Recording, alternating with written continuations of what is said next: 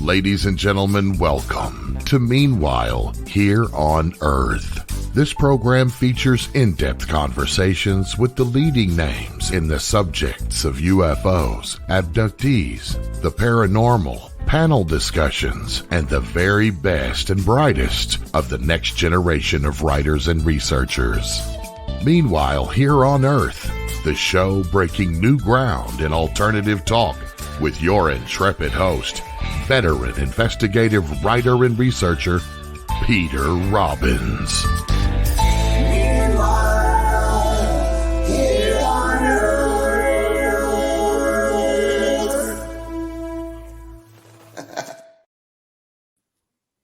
Hello, this is indeed Peter Robbins, and the program is Meanwhile Here on Earth.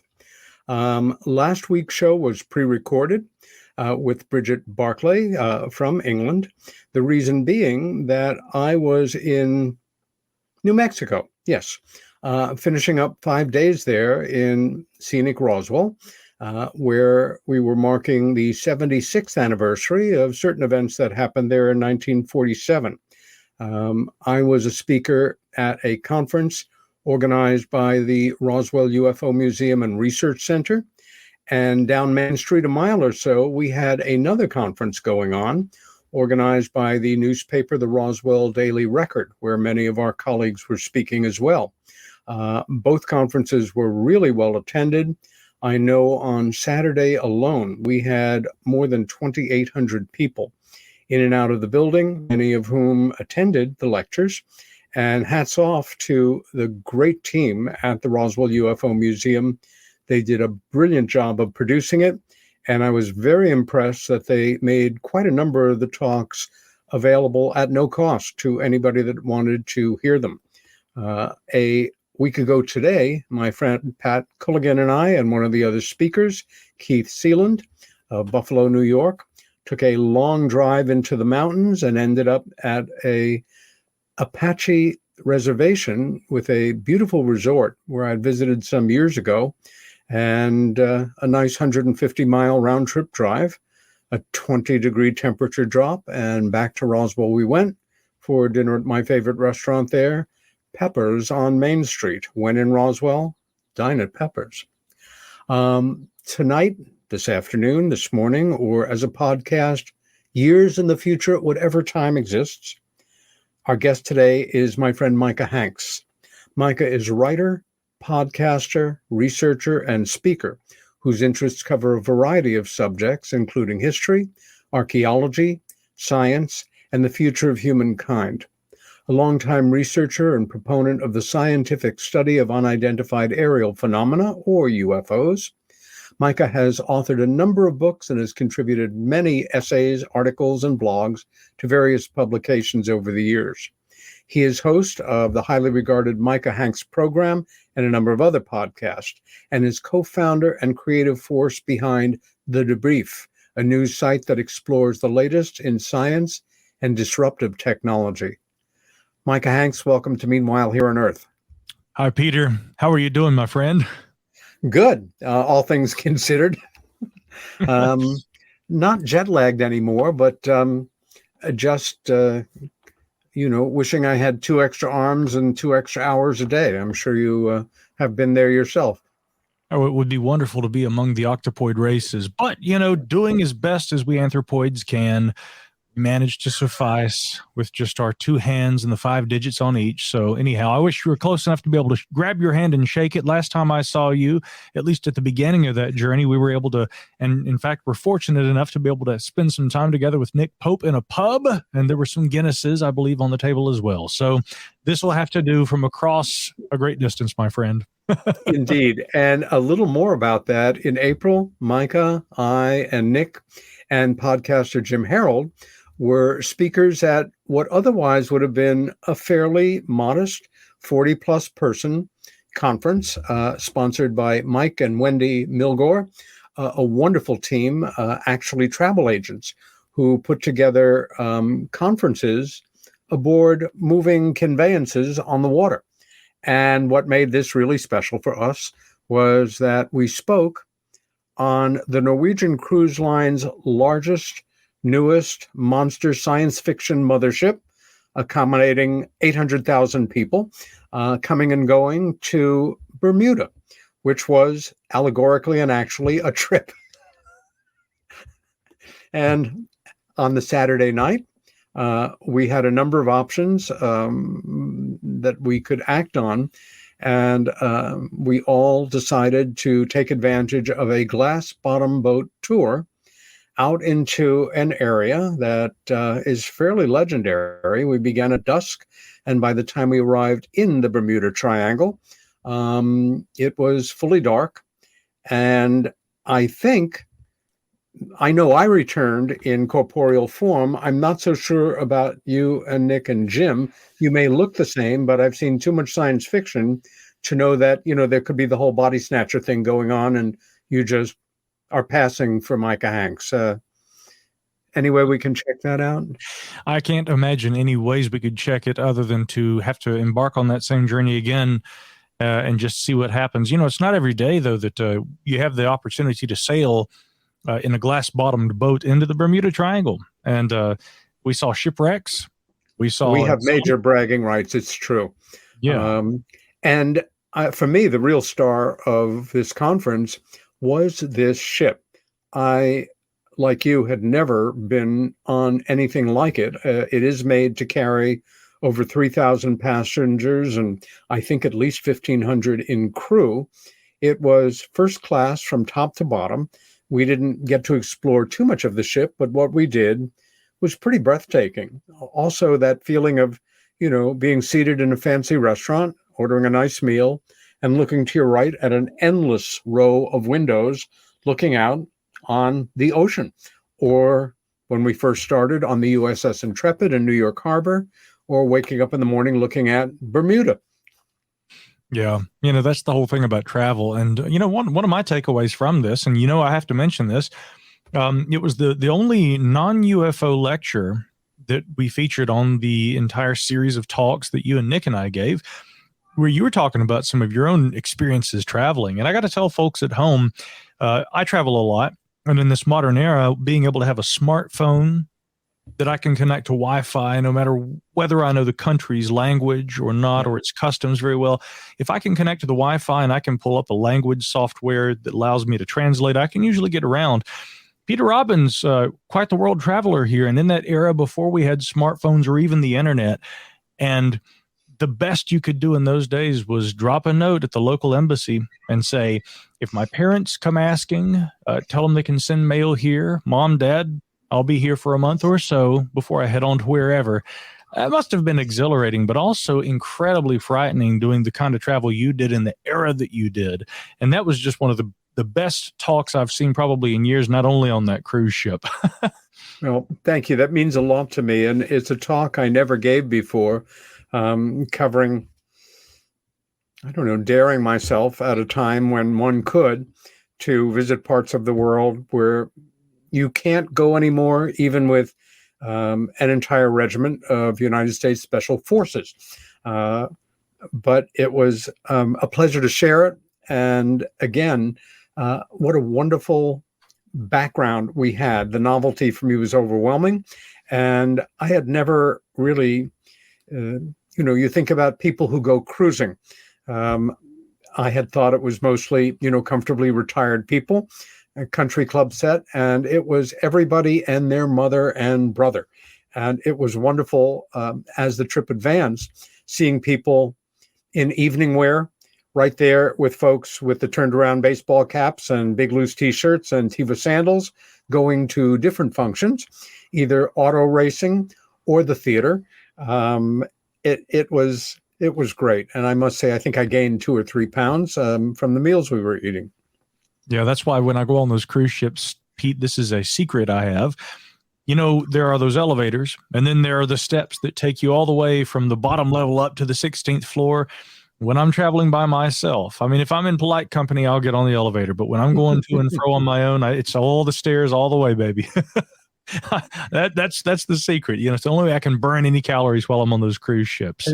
When you and I were leaving the ship and basically saying our goodbyes, and we looked at the ship, we saw this extraordinary kind of coil. It must have been 10 stories high, attached to the side of the ship.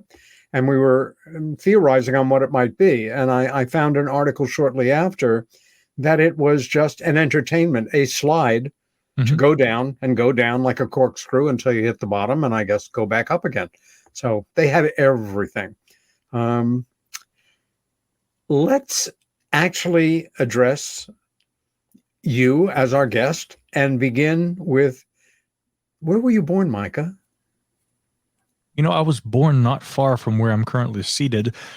I live in Asheville, North Carolina. Well, greater Asheville. I'm not in the heart of downtown. Anyone who's ever visited the little town where I'm, currently residing, it's not the smallest small town in America, but it's small enough so that I don't begin to feel claustrophobic. But it's big enough to where you've got a little bit of a city and some nightlife. And I think that's one of the things I always have loved about Asheville, the history, the culture. There's a really great dining experience, that one can have here. But in any direction from central downtown, 10 minutes and you can be far enough out that you feel like you're in the wilderness. Another 20 or 25 minutes and you're on a good hiking trail, the Mountains to Sea Trail or one along the Blue Ridge Parkway. Another hour out and you could be, hours into a hike on one of the most scenic national parks, really anywhere in the region. And for me, although I was born here, and in that sense, it's always been home, it's always felt like home, so I haven't left. But I do travel a lot. I'm all the time out on the road almost every weekend. And of course, frequently doing events like you do. Out of the country.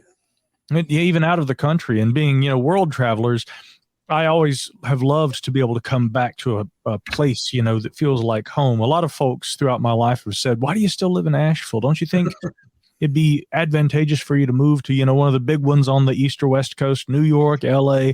I go there often enough. I think the thing is that for people who travel as much as we do, having a place that feels like home is important. So I'm from Asheville. I am still in Asheville. I'll probably always have at least a base of operations here, wherever else I may wander off to. But this is where I was born. And, there's an interesting tie-in here because back in the earliest days of CSETI, Stephen Greer, of course, had at one time been a trauma surgeon at the very hospital, probably at the same time I was delivered there. So that aspect of the modern, UAP/contact effort really kind of has its roots here in this town as well. And I'm sure there are probably others we could get into, but for the time being, I'll leave it at that. Before the show, I went online to look at a map of North Carolina because I will be there the third week in September. Right. My nephew and his fiance are getting married, and they live in Cary, which is about a 3.5 hour drive from where you are. Otherwise, I would invite you over, but it's a bit of a schlep. But my few visits there, it is a beautiful state with a lot of history and such a complex and interesting kind of political landscape. I can easily understand why you're still there. Do you have siblings? Oh, yeah. And in fact, you never met Caleb, but my younger brother, Caleb, who also, he's an excellent artist, someone who has his own interests in the unexplained, particularly with regard to the UAP thing in recent years, because I think everybody's kind of, whether they were into it before like we have been for decades, everybody's kind of gotten into it recently. But my brother's been with it for a while, and he lives here in town, as do my mom and dad, both also still very interested. They kind of keep up with events that are happening. And as far as my own interest in all this, I'll tell you this. It was my parents who actually gave me some of those earliest books when I was about 5 years old. That was my next question. How did you become interested in the non-standard? Yeah, see, that's the family thing. That's the family tie-in right there, because my brother and I both from an early age were always kind of exposed to stories. My mother, I remember, sitting out in the backyard, building bonfires on Friday nights, blasting the Eagles, hell freezes over. She loved to just do that.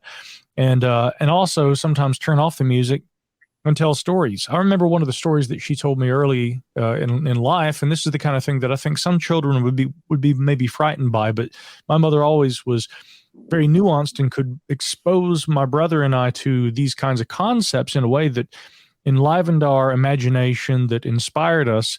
It didn't necessarily frighten us. But one of those stories was Travis Walton's encounter, from back in the mid-'70s, 1975, Snowflake, Arizona. He and several other workers, they're on that tract of land working for the U.S. Forest Service, clearing trees, coming back home one cool evening, see a light through the trees, and of course the rest is history. But and I remember the first time I met Travis, he being a good friend to both you and I, you especially, Peter. But I told him, I said, my mother, when I was a kid, used to tell me your story and how surreal it was to meet him many years later. But beyond the campfire stories, as I was learning to read, by about the time I knew anything beyond Mike, Mary, and Jeff, right, I had my nose in a book, and I began to ask for books about those subjects. And so two of the first books that I received copies of that I always cherished were a book by Ivan Sanderson, the Scottish zoologist. And he wrote a lot about UAP, or UFOs as they were known back in those days, or even flying saucers in some circles. But the book that was given to me was not one of those books. It was a book called Abominable Snowmen Legend Come to Life, which I still have. That same tattered copy that Mom and Dad gave me. It hasn't got the cover any longer. It's just got the first very worn page with the foxed ears and a few shreds, but that gives it all the more character in my view. The other book, though, was a book by a gent from up your way, at least regionally speaking, named Raymond Fowler. And the title of that book was UFOs, Interplanetary Visitors. And I think that my copy of that book is either on that shelf or one in the next room. I still have it to this day as well. Raymond is now in his 80s and working on a new book. And I got to spend a good part of last Friday, Saturday, and Sunday with Travis Walton. Ivan Sanderson began his career back in the late 30s as a biologist and became interested in the abominable snowman, and wrote for me one of the most exciting, interesting, and unforgettable books I've ever read regarding any aspect of UFOs, Invisible Residence, which deals with underwater UFOs, a particularly rational, grounded, and exhilarating read. That first page was enough to hook you. If you don't have that book in your library, you can probably pick it up, used copy online, quickly enough online. His book, Uninvited Visitors, I think was published in 1967, and another great book about the UFO phenomena, and a first in publishing in that it is the very first book to use a hologram on the cover. And the jacket was die cut to have a hole to wrap around so the hologram jumps out at you at a time when those things were pretty amazing. How unusual to have parents that have such a natural, rational attitude toward the subject. Of course, it's usually just the other way around. Parents are anxious about it, and if you get too interested, many of them, oh, honey, you just, this is just silly stuff here. But I wonder, did there come a time when you had a UFO sighting as a young person yourself? I've always said, Peter, that I have never seen a UFO, but when I was a young person, there was one instance where I thought I'd seen something, which, thinking I had seen it in hindsight, and by today's standards, looking back, I'm almost 100% certain what I saw was nothing anomalous. But the fact that I saw it when I did, I've often revisited in my mind and thought how interesting that was. There's still a lot of takeaways from that. I was 5 years old. We'd just come home from my grandparents' house. I looked up in the sky. I saw a light moving, and I told my parents, I said, look, I think that's one of those things. It's pretty obvious that, having had exposure to this subject early on, my young imagination was seeing an aircraft or something along those lines, and I was certain it was one of these UFOs. But I went to school the next day, and I told a classmate, her name was Brandy, and she had an entirely different perspective. She said, oh, that's not what you think it was. That was Pizza Hut, and that's their Pizza Hut sign, and they flashed that into the sky to let people know, hey, it's time to get a pizza. Okay. The two imaginings of young minds here, still mirroring in many ways the modern debate. Someone says, I think I saw something extraordinary. Another person from their perspective and worldview and upbringing says, no, that was something incredibly mundane. Yeah. That belief versus skepticism dichotomy continued on once I was in third grade. And I had a teacher who was a very science-minded teacher, and I really respect her and what she tried to do, because she never interfered with my interests. And I, by that time, was not only reading, but I was writing, and I was a few grade levels ahead of my, my classmates with reading and writing and I'm sure it had to do with the fact that my parents gave me exposure to writings that were not for children per se, but that were not things that were things children should not be reading. And so my vocabulary progressed more quickly, I think, because of the kind of books my parents gave me. And I'll always thank them for that. They didn't say, oh, we're not going to give him that trash. They said, if he wants to read it, hey, he's reading, and that's the greater benefit. And that's similar to what they told the third grade teacher, who beyond a certain point did begin to express some concern. She tried never to interfere. When the first book report on the Ray Fowler book came out, when my insistence on checking out books on Sasquatch and the Loch Ness Monster every week from the library continued, there was a parent-teacher conference. I kid you not. And in fact, there's some documentation that proves this, because I've kept one of the diaries from that summer where I was journaling for school. And there were little back and forths before. This wasn't the summer vacation, just the summer months leading up to it. But we were documenting things like the phase of the moon at that time of year. And the teacher would write in the margins little notes and things. I was insistent on writing entries about UFOs. And the teacher would write things like, well, that's okay if you want to read those things, but remember, when we come into the classroom, we want to talk about science, not science fiction. Things like that. So after the parent-teacher conference, she'd expressed these concerns to my parents. And again, they just said, listen, our son's reading, and we're very happy with that. So they struck a bargain. Teacher said, hey, listen, okay, I won't tell him he can't read the UFO and the Sasquatch books, but he's got to get some literature every other week. So that's the bargain. And I appreciate where she was coming from, because she did actually plant the seeds of a degree of healthy skepticism in my mind. Yes. Something you have that too. And in our conversations, again, I think it's something I've learned over the years. It's so important to have that healthy skepticism that will temper the interests that you have in the anomalous. So anyway, I had those experiences early on, and I'm overall very grateful for the variety of worldviews I was exposed to. I do think it's wonderful that by fate, happenstance, you were not just fortunate enough to have open-minded, supportive parents, but teachers who also were not too dogmatic or judgmental or reactive. And also, some of the best people in the history of this field, including Timothy Good and Stanton Friedman, never had UFO experiences. They just were very intellectually curious and open-minded and entered the field from that direction. And skepticism, I think, sometimes gets confused with debunking or being a debunker. We, people like you and I especially, have to maintain a very healthy skepticism, especially if we've gotten to the point in terms of evidence that we have fully vetted and experiences that we have documented of people whose accounts we take seriously. Some of us, on a certain level, no longer have the luxury of what I'll call disbelief. And all the more reason we have to remember that each new case has to be examined from the baseline first. No fair and often reckless to simply believe an account because you know as well as you can know that such things happen. Debunkers, on the other hand, have the intellectual arrogance to know that we are wrong. Bud Hopkins used to joke about them, just what extraordinary people they were to know the unknown when we were just doing our best to kind of feel our way along and figure out what was going on. For me, the debunker's mantra is it can't be, therefore it isn't, therefore it's something else. So let me pat you on the head and give you a pseudo-scientific explanation.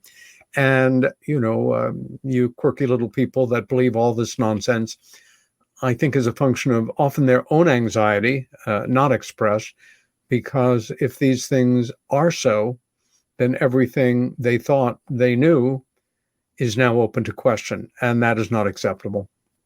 Yeah, I can sympathize with that to an extent, too. I do think that whether acknowledged or not, at times there may be a degree of fear and anxiety that the subject arouses that drives some people, maybe not all people, but some people who go the skeptical debunker route, perhaps are driven in that direction on account of an inability to reconcile in their minds, how could this be?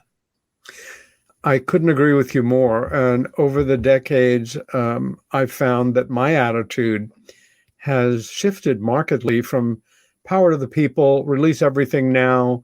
If you don't take this seriously, you are wrong, as opposed to feeling an appropriate amount of understanding and compassion for the situation they find themselves in. It's certainly the situation I found myself in at 14 years old with the profound sighting that my sister and I had.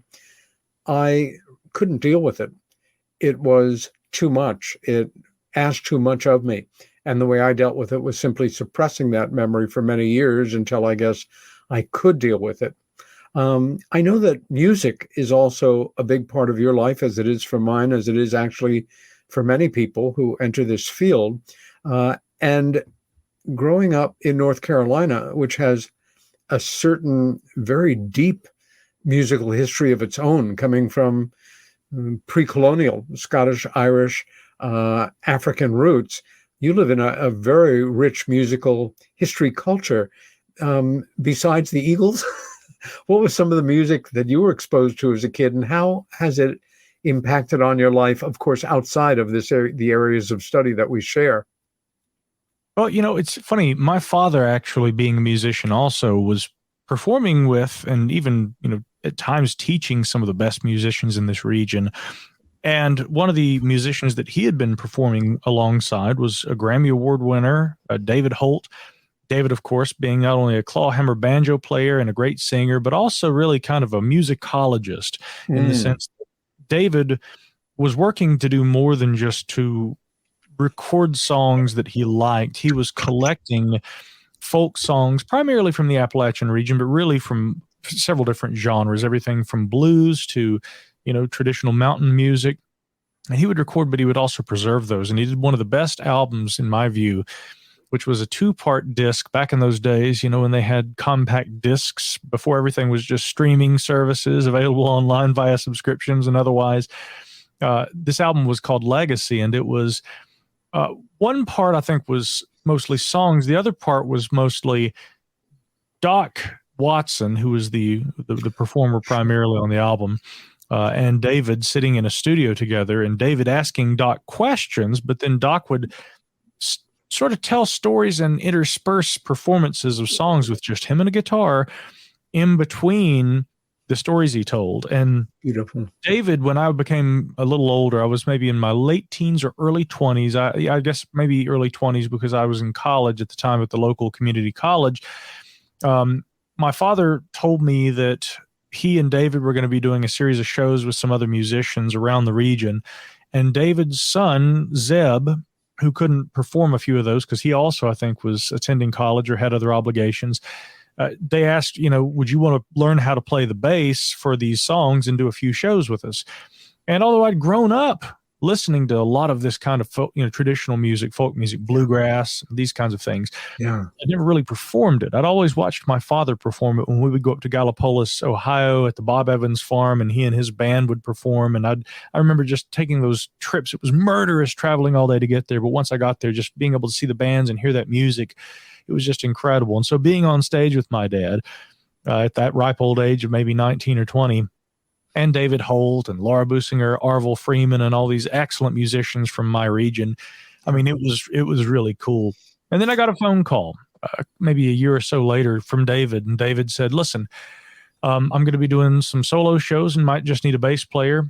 You want to just come do them with me? And so every now and then I'd drive and meet him at a school someplace or, some other venue, and we'd perform. Then one night he just said, listen, I'm going up to Boone, North Carolina. I don't even need you to bring a bass. I just really need somebody who can drive me up there because it's kind of tiring to drive all that way and back. Just wanted to see if you wanted to ride along and talk music and, kind of drive my car for me. I said, yes, David Holt, Grammy Award winner, I'd be happy to. And so I met him at a location. We got in his car. I drove him. We talked about music, and he mentioned somewhere halfway through the conversation, Pete, he says, Doc Watson might be there tonight. I don't know if he's going to make it or not. Well, sure enough, we get up there. Doc Watson comes walking out. Now, for those who don't know, Doc Watson, of course, legendary guitarist, blind since almost his birth. I think he was blind since infancy, but one of the best acoustic flat-picking guitarists really the nation has ever seen. And that's right. His nephew brings him into the room, and David immediately looks over at me and motions, and so brings me over. And when you're meeting someone of that stature in a genre of music, you never really know what to say. And so I just go up and say, Doc, how are you? And the first thing he said, and I'll never forget this, he said, I'm doing great. And I was, with my wife, Rosalie, earlier. He immediately shifted the conversation over to his wife, who wasn't there at the moment. But I just thought that was so charming. And one of my favorite songs that he would always do is called Shady Grove. And he told that the story about why he loved that song so much is because when he met Rosalie Gaither, who he ended up marrying, and she became Rosalie Watson. But he said that he had known her as a child, but one summer he had wandered down the hill. He's blind again, folks. So he makes his way down the hill, and he got down there to the house, and he was calling to see if anybody was there. And he said he heard her voice after having not heard it for maybe an entire year. I think he'd been off at one of the school for the blind functions for some time.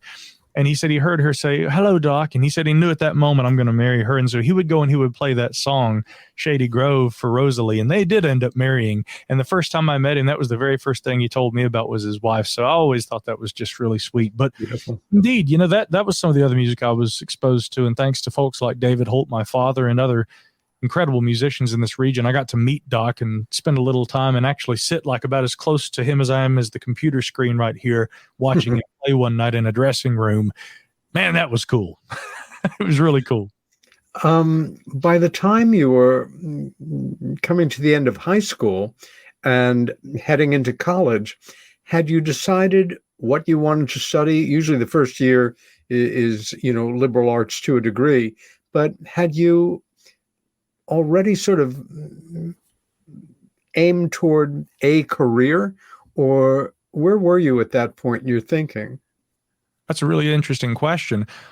When I began my time in college, I was forcing myself to do mathematics because I wasn't really good at math, but I'd heard that there was a little former patent clerk who ended up writing a incredible treatise on what became known as relativity. And he also maybe hadn't been the best student at math. So I thought, if I persevere, maybe I can do this too.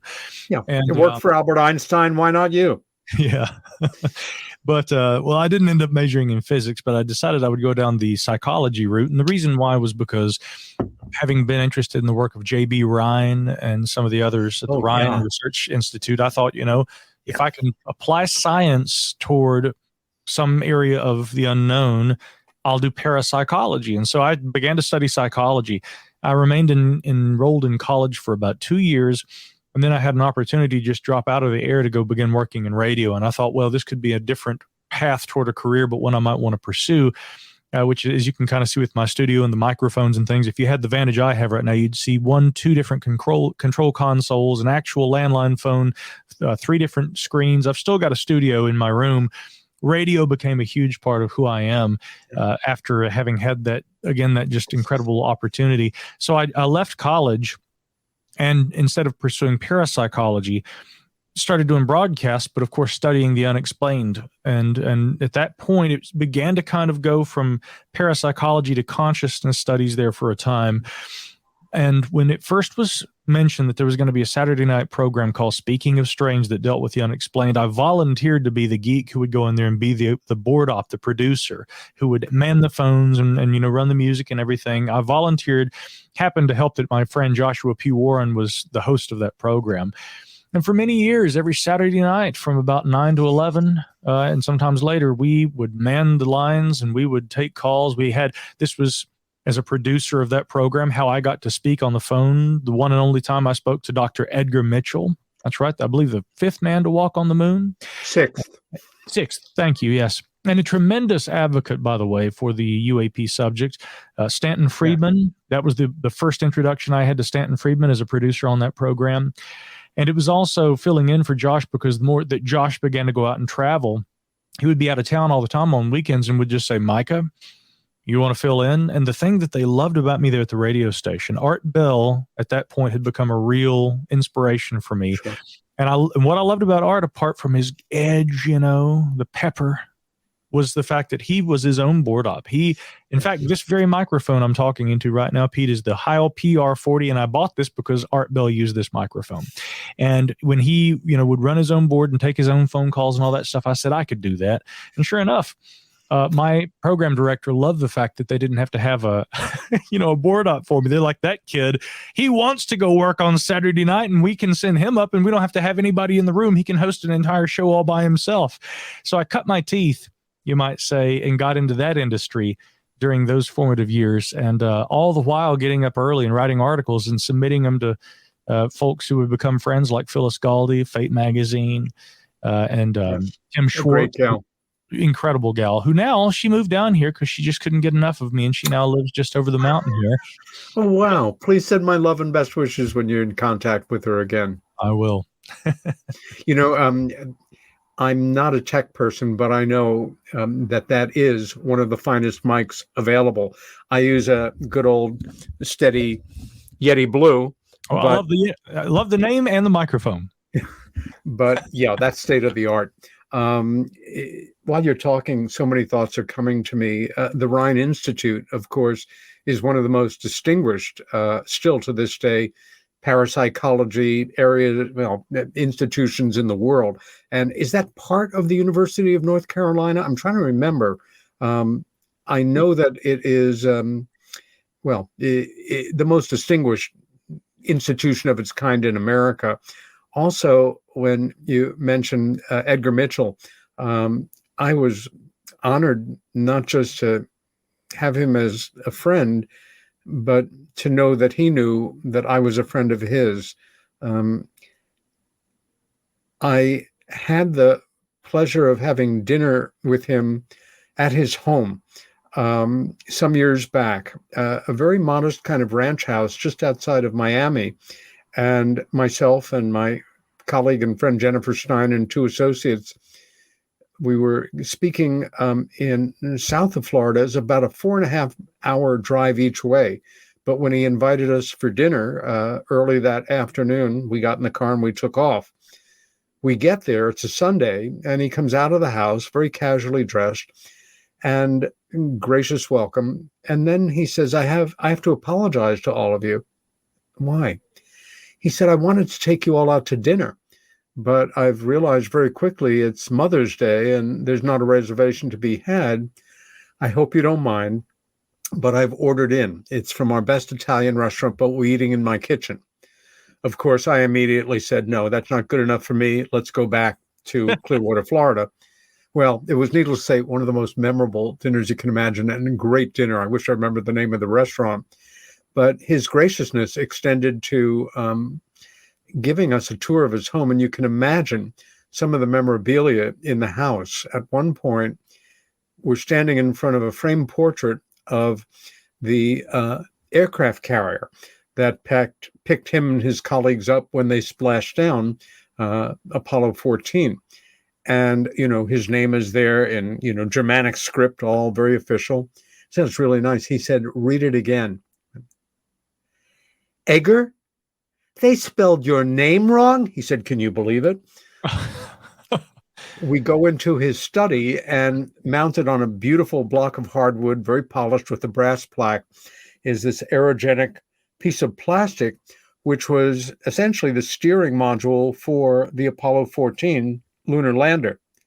And I'm staring at it. I look at him and he goes, go ahead.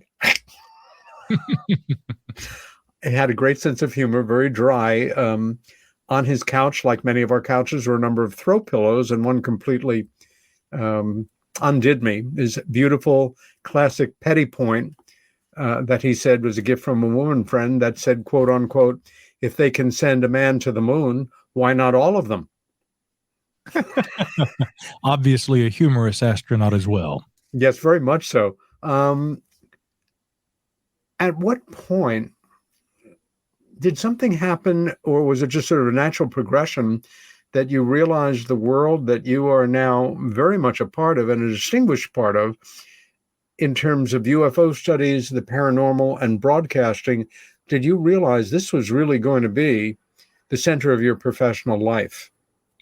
that probably would have been when I left radio, just because that was the clear distinction between where, okay, I do UFO research on Saturday nights, whether I'm behind the mic or I'm, pushing buttons on the board and calling these people. When you leave that profession and you decide to strike out on your own, as I did, and I didn't, mind you, I didn't go immediately enter another profession. What I ended up doing, I had a little bit of money I'd saved, so I bought my first mixing board and microphone, and it's funny. I think I've actually got that microphone still sitting on the other side of the desk, although it doesn't work that well. But it's this very large reproduction of a large diaphragm microphone, which wasn't very expensive. It really just had the feel of one of those old broadcast microphones, the likes of which you might have seen Long John Nebel using up there in New York way back in the day in the old photos. Yeah, and again, as you can tell, I'm a classic radio nut, and almost any evening of the week, you're likely to find me trying to go to sleep, maybe unsuccessfully, and therefore laying there for hours sometimes listening to those old Art Bell shows where Art would speak with Edgar Mitchell, or he would talk with Richard Hoagland or Linda Howe. I enjoy all those shows. Even the subjects that aren't particularly interesting to me, I still just love the dynamics of old radio. But I'll go all the way back and listen to Long John too, and all the old things. You can see War of the Worlds, I think, right back here behind me. Well, you're talking about old-fashioned radio plays. That's a whole nother thing. And I encourage any of our viewers and listeners who just feel that's the past, you can find them online. And the theater of the mind is a concept that just is really starting. Well, it's really kind of past, because we're presented with so many extraordinary visual opportunities with the most top-level production values. And that thing of sitting or lying in the dark and simply listening to a radio play. They can be 60, 70, 80 years old. They can be funny or scary or poignant. Some of them went on to or are based on films of the time or theater. Some of the actors went on to become Academy Award winners. It's a whole nother world. And if you've never explored it, you really should. Oh, sincerely. And, I have a good friend named Roger who gifted me with an old Zenith radio, probably from the late 30s or early 40s. It still works. It actually still works. It's an old tube radio. It's got to warm up before it'll dial in. And if I were to hook it up to a really good antenna with maybe a few modifications, it would probably pick up a lot more radio stations, but it still picks up, believe it or not, my alma mater, 570 WWNC, the old AM radio station that I worked at. It still picks it up, and every now and then when they're rebroadcasting Art Bell on Saturday nights, if I happen to be home, I'll just go in there and crank up the old tubes and listen. But to answer your question, my fondness for radio is no secret, but it was the choice in leaving that profession and striking out for a time, utilizing those resources I had made in terms of the musical environment in this region, getting gigs and gradually getting to a point where I could, maybe not make a whole lot of money, but I could sustain myself for long enough as a musician. And I did for many years. I also accrued a bit of credit card debt, but that all worked out because in the long run, it allowed me to pave a path toward almost full-time study of, as you eloquently term it, not the craft, you call it the work, the work. And of course, I always think of the great work, but when Peter and I say the work, we're talking about the study of UAP, unidentified aerial phenomena. That really has become, I think, for both of us, our life's work, but you eloquently call it the work. And again, leaving radio behind to go in that direction and pursue this almost full time, even though it's questionable whether I'm still doing it full time now, managing the debrief and everything, but I'm still able to do it more than most and enough to whet my appetite, because there is so much work to be done in this field even now, even with all the things going on that currently are. Never more than now. I want to talk a bit about the origins of what became the debrief, because when it started, the competition was ferocious. There are so many outstanding podcasts and podcasters and online paranormal UFO related information sources. There's also For every quality show, there's an awful lot of crap out there. And as we know, the internet is a double-edged sword. The entire world of information beyond conception opens up to us. But some of us is just completely unvetted, fantasy-driven nonsense. And one needs to be selective in your information sources.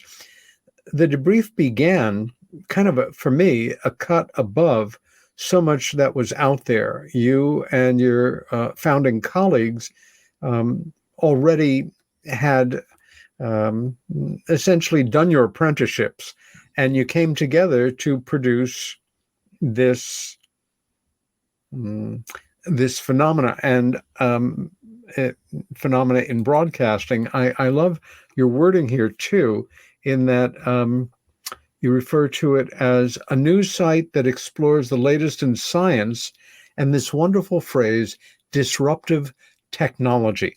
I salute you on that phrase alone.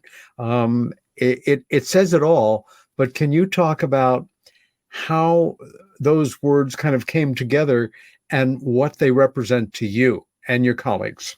Well, certainly. I'll give credit to Tim McMillan for the use of disruptive technology. That, again, just describing anything, a technological breakthrough or development that reinvigorates the direction that technological progression in any industry or other kind of area may be going. Yeah. As far as how that applies to the formation of the company, I guess we really have to go back to 2017 in the New York Times and Ralph and Leslie publishing that article. I'll never forget that day looking at the news and seeing this. What is this, glowing auras and black? That looks weird. And I clicked the link. I think it had been linked on Drudge Report or one of the news sites. And I go and I read the story. And as a subscriber to the New York Times, because like yourself, you know this intimately, having spent time down there in the dungeon, going through their actual records and the microfiche files and some of the originals. But again, like you, I'm a student of history, and I subscribed more than to read the daily news, to have access to their Times machine and the history that they provide through their reporting on the UFO subject over the years, and many other things too. Obscure reports of wild men and things that go all the way back to the late 1800s that appeared in the New York Times, stuff like that. I'm fascinated with all this. So anyway, and also, even history not related to the unexplained, just actual history, Watergate, things like this. I love diving into that. So all that said, I saw the article. I think we all kind of realized, well, this is a big deal potentially. Maybe I didn't know at that moment how big a deal it would be. And naturally, a lot of the podcasting and everything that everyone was doing, especially in my case, shifted over to, okay, what is this? Let's try and find out what we can. And there became a lot of dialogue between us, what became a fairly tight-knit little group, a little cadre, you might say, of researchers. In early 2019, I believe, I first received, maybe it was late 2019 or early 2020. I believe it was late 2019 that I first received a communication from a former police officer from Savannah, Georgia, Tim McMillan. He said, I listen to your show every week. I'm a fan of your work. I would love to talk with you sometime. And it was a few months before I could get back with him. But once we finally did line up a time to talk, we became very fast friends. And of course, we still are. Then there was a small group, a chat group that Tim put together that had himself, our colleague MJ Banias, our colleague John Greenwald, a few other people too. And we jokingly referred to it as the Invisible College, just because that was a reference to Jacques Vallée. And of course, the longtime scientists who have, before this became in vogue as it is now, who at times put their names behind it and their reputations at stake, and some had to remain in the shadows, but nonetheless contributed, as you know. And we continued to look at this and take it very seriously. But at some point, especially in the case of MJ and Tim, while I continued to kind of do things as I've always done them through podcasts, interviews, lectures at events and things, keep in mind this was before the plague times, otherwise known as COVID-19. And we could still travel at that time. You and I had done some events, I believe, together and some things and occasions at various events. Tim and MJ began to take a different approach and started reaching out and writing for publications like Vice and Popular Mechanics and The War Zone. The war zone in particular it stood out to me because Ty Roggaway, he has reported on UFOs. And when he did, I really saw him again as another innovator, somebody who was approaching this entirely differently from maybe people in our community, Peter. And Tim actually wrote a couple of articles for the war zone. Not all of them were about UFOs, but I remember thinking for a moment I was maybe inclined to want to try and write for them too. And so I reached out to Roggaway, and he called me on the telephone, and we spoke for about an hour one day, had a great chat. I got to know him very well. Another great friend of mine and a colleague who now works at space.com also began to write for them. But I ended up, instead of going ahead and submitting an article, I kept watching the dialogue and the debate, and I think this comes back to the history. You have often talked about the history of the ridicule factor.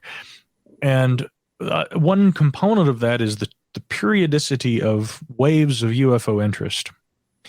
And I began to think, I don't think that the mainstream interest we're seeing in this subject is indefinite, and we should never take for granted that it will be, that suddenly some glass ceiling has been broken, that all of a sudden the New York Times every week is going to publish stories on this subject.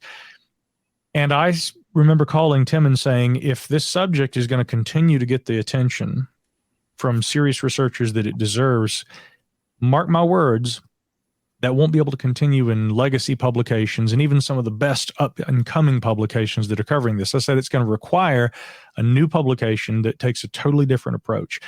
I came up with a name, the Debrief. I bought the domain, and I remember calling Tim up and saying, I'm so excited. I think I've found the website we're going to launch.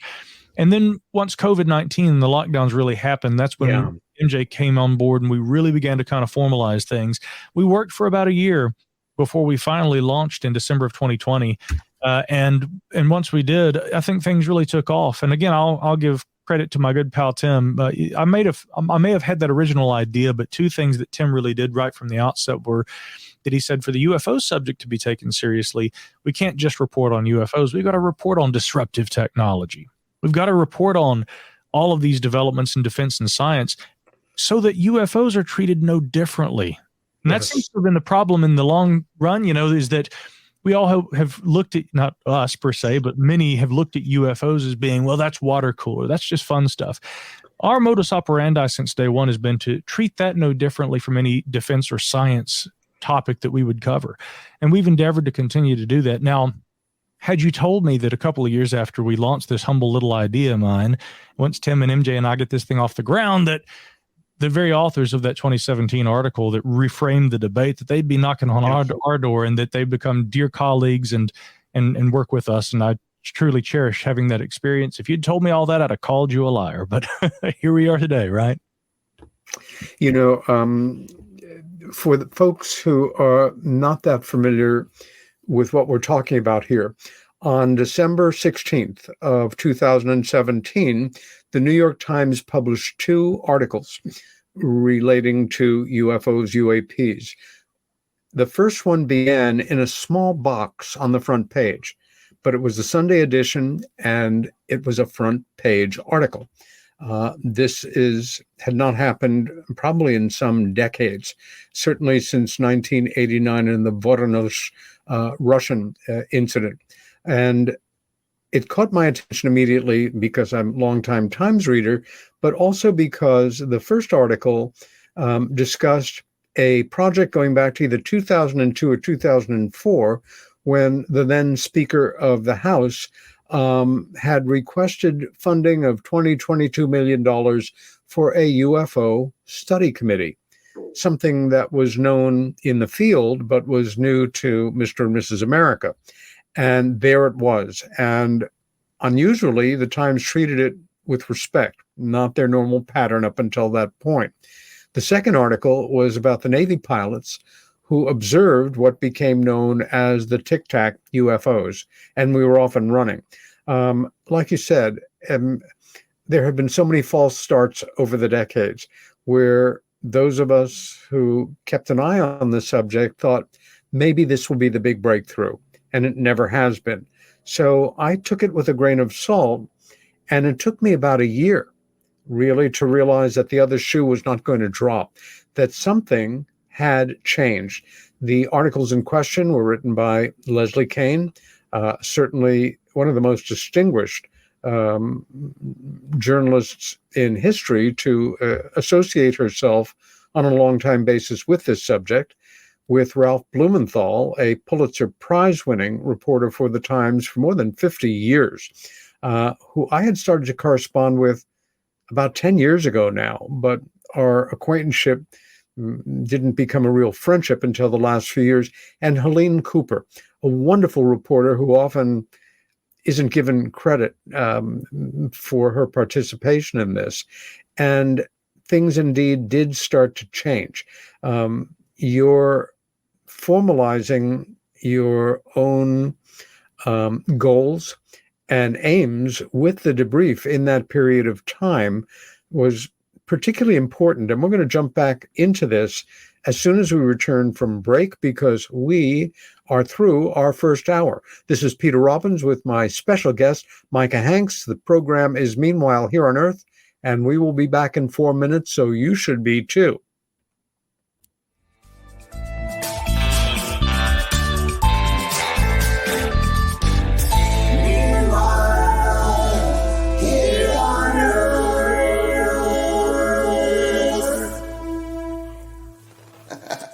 Hey members, the new KGRA DB app is now available on iOS and Android devices.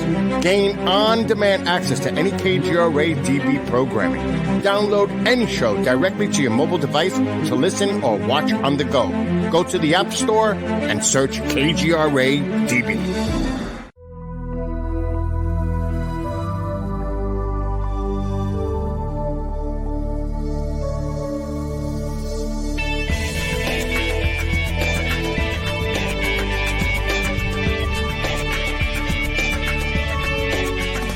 Are we alone in the universe? The most important question facing humanity is on the verge of being settled once and for all. The Mutual UFO Network has been at the forefront of this journey for nearly 50 years. Our members worldwide are dedicated to the research, documentation, and awareness that will shape the future of humanity. Won't you join us?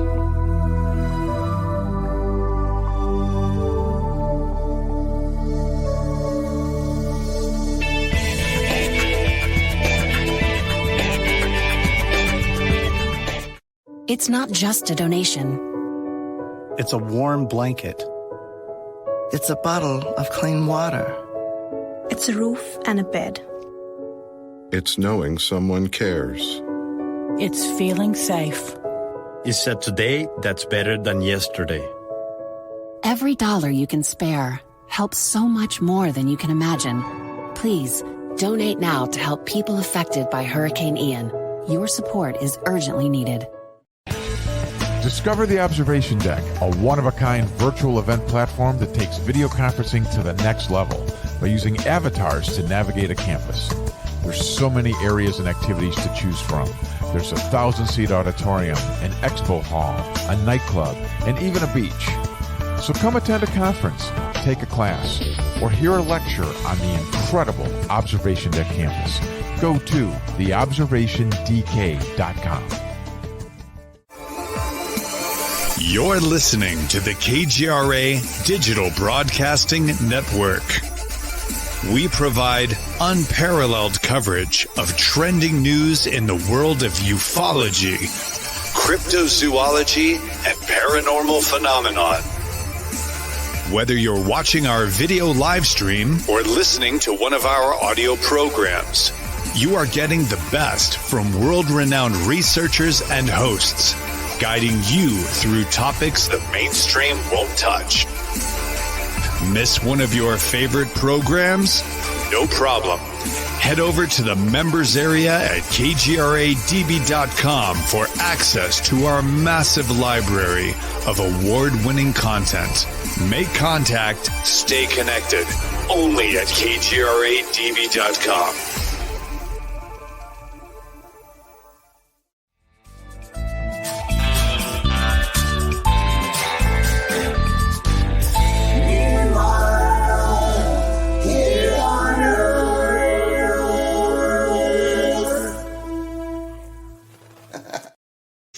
And we are back, and I mean just back before the break ended.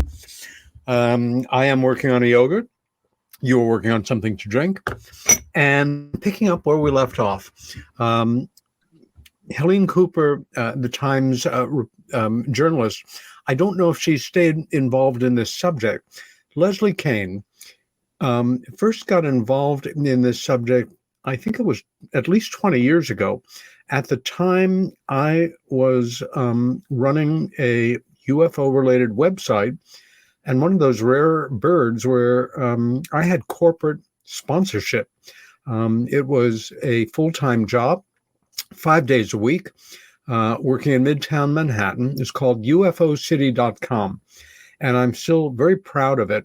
We started business the end of 1998 and ran into the summer of 2004. We had an extraordinary cadre of reporters, including a teenage John Greenwald, Nick Pope,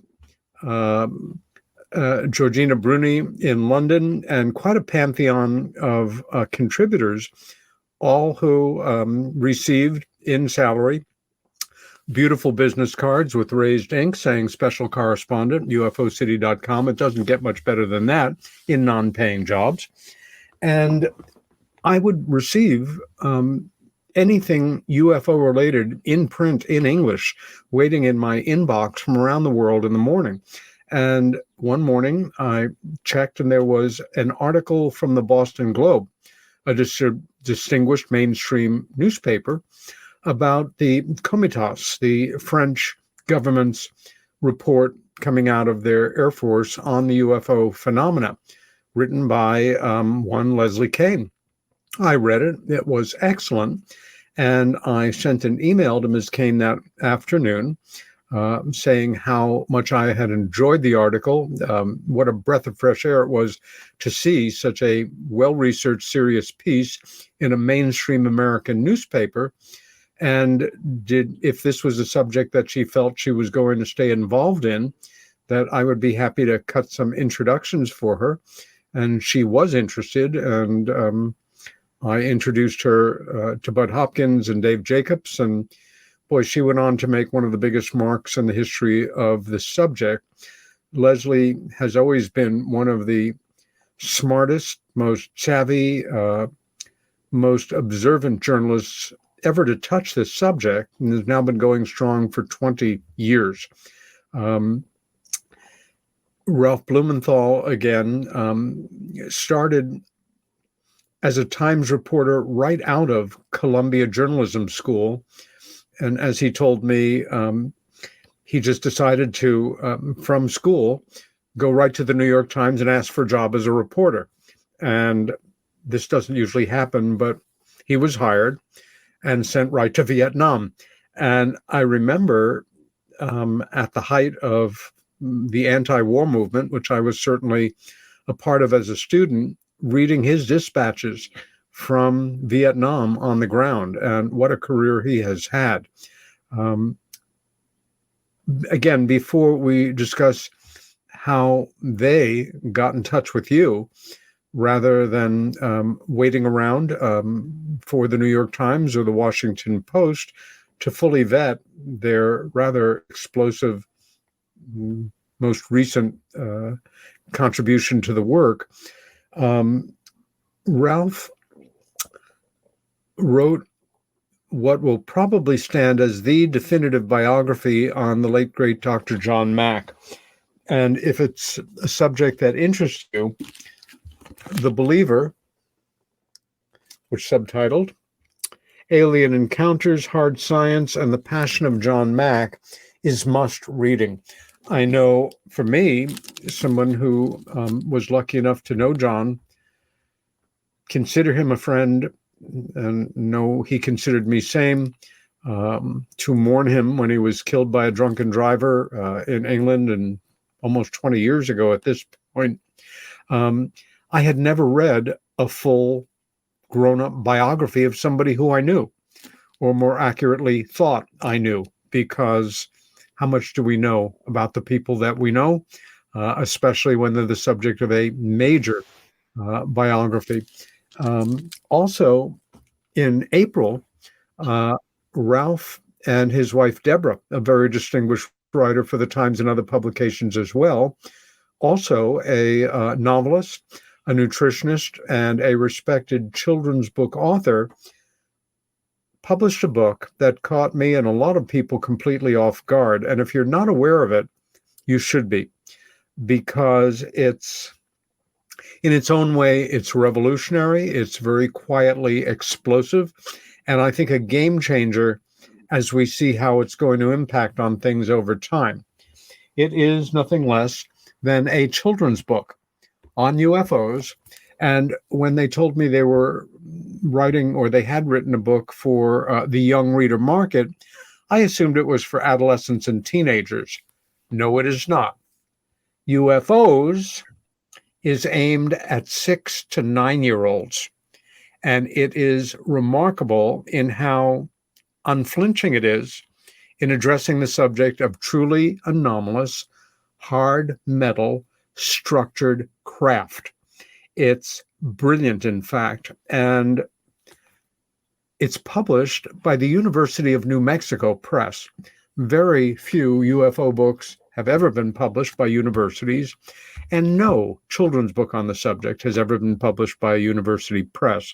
Again, it went on sale in April. It is doing well. I think it's going to be a perennial. The approach and their brilliant illustrator, Adam Gustafson.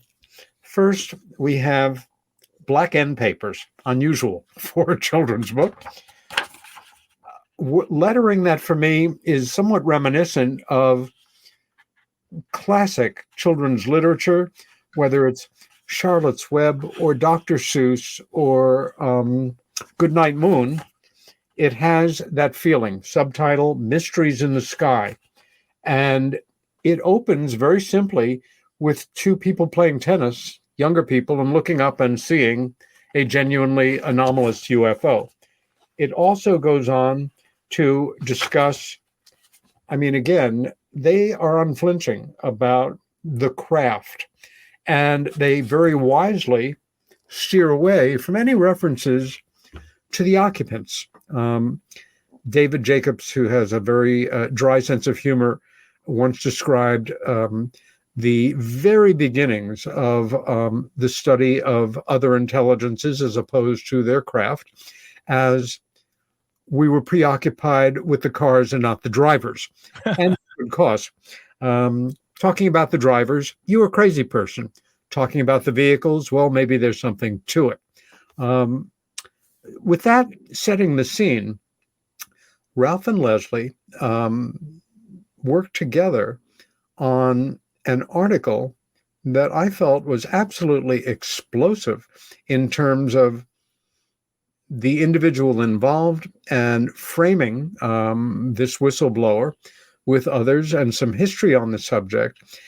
It was certainly a piece of journalism that both the New York Times and the Washington Post were considering publishing. However, they would understandably have had to do what these two journalists did, which was fully vet the individual and the backstories, which would have taken several weeks. In the meantime, an individual in the UFO field was poised to kind of grab that headline, and not as responsibly as they did.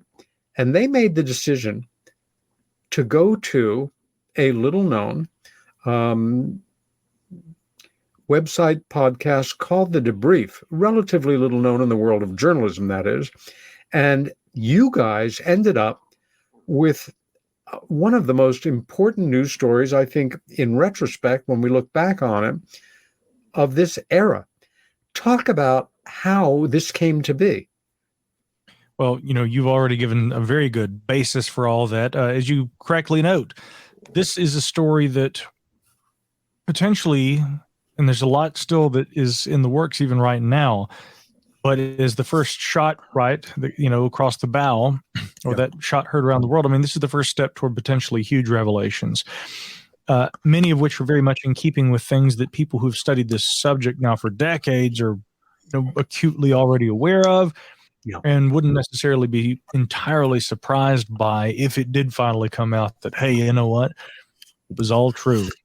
Now, that said, to me, the important points to be made about this story are the fact that, as you said, Ralph and Leslie were working on this as one of several follow-ups to the 2017 reporting that they had published in the New York Times, and they had done a follow-up. And I'm going to cut you off for one moment just to say that what was radical about this for me and completely unexpected was they were talking supportively about exotic aspects of this subject that no journalist at their levels had touched.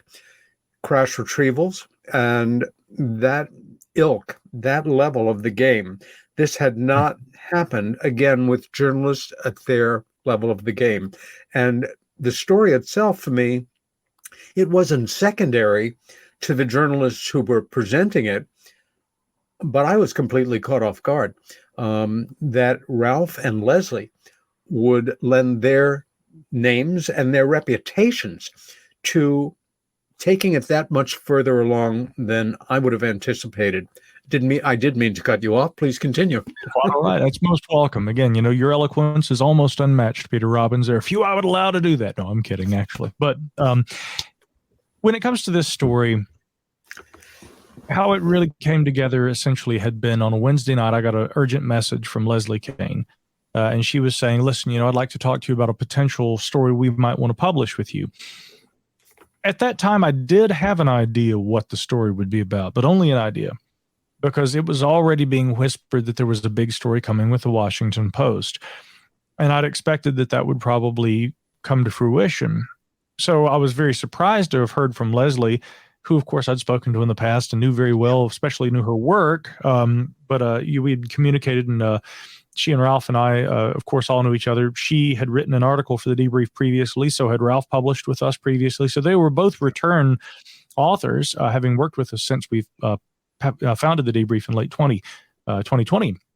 But when she said, I have a story you may want to publish, although I had a general idea, it wasn't a clear idea of, who the key players were, what the primary claims would be. So I remember she and I had an introductory conversation, and she had told me on the telephone that night, she said, we are still trying to work with some bigger publications, and I hope you'll understand. Sure. To which I simply responded, go with the biggest publication if you feel that that's what you should do, because that's going to get you the most exposure. And I actually supported that. I supported that because under those circumstances, and I know it may be hard for some people to see it this way, but there is Micah Hanks, who's the editor-in-chief of a science and technology publication called The Debrief that sometimes reports on UFOs when and where there's news.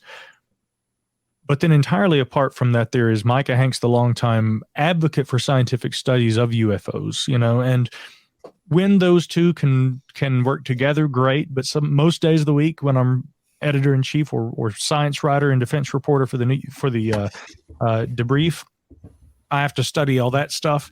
And then in my spare time, I'm studying the work. Now, that said, my advice as editor-in-chief, but also as someone who respects the work, was go with the biggest publication that you can. And as it turned out, because of some of those dynamics, the name of the primary source had leaked.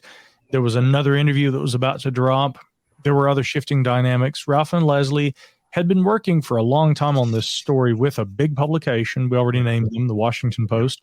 But they were at this point concerned that they would lose the story, or that what they were going to break would not be as impactful. That's right.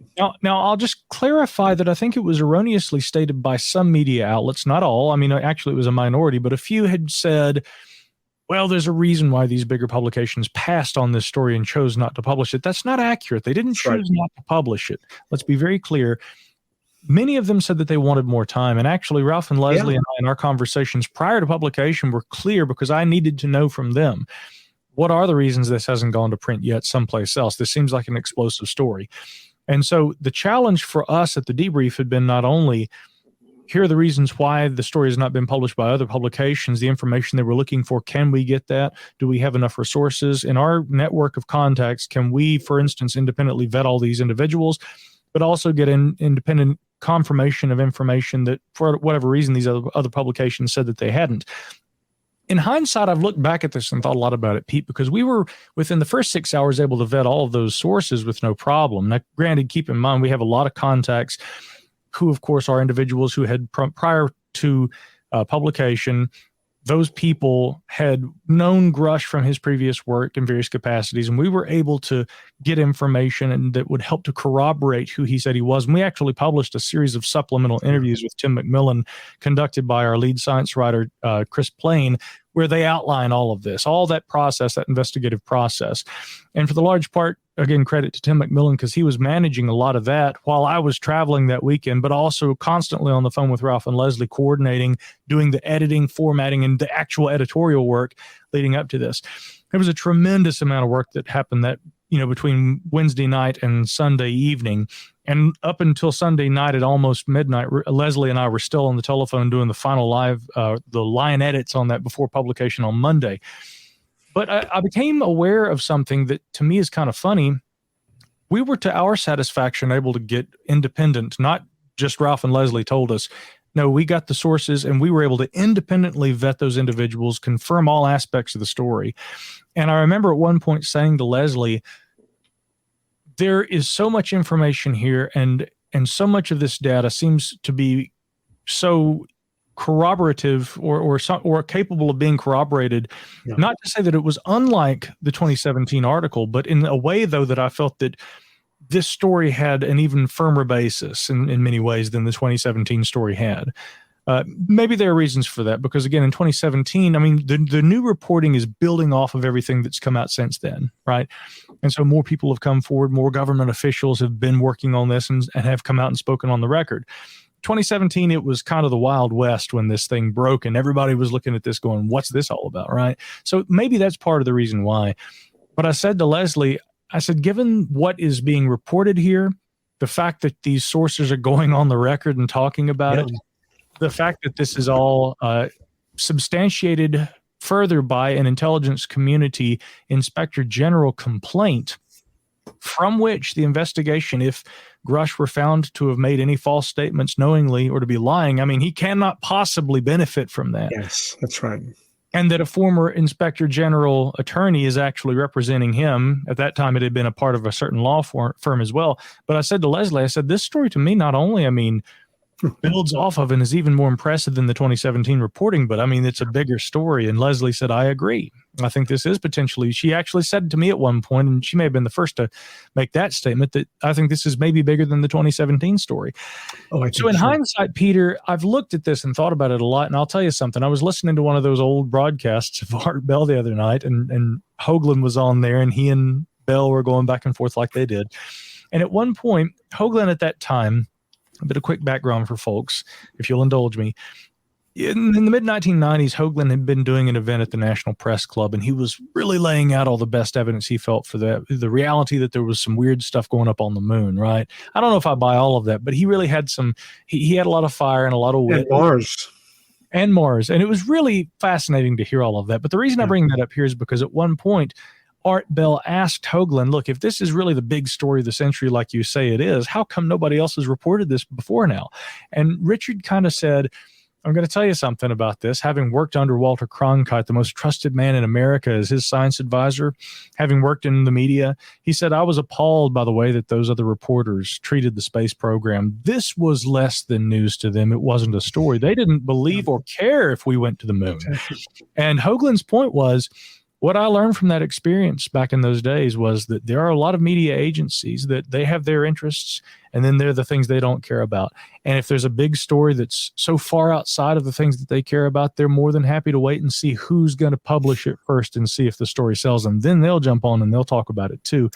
And I can't help but feel that it wasn't so much that some of these publications hadn't vetted it or wing. I don't think that the incredible reporters, and I mean that sincerely, at the Washington Post, or these other publications, they're incredibly capable. They've got tremendous resources. Of course. So I mean them no slight when I say I don't think that they were unable to corroborate or vet these sources or anything. I think what it came down to for them was that they were concerned, and this having a lot more to do with those old stigmas about publishing a story like this.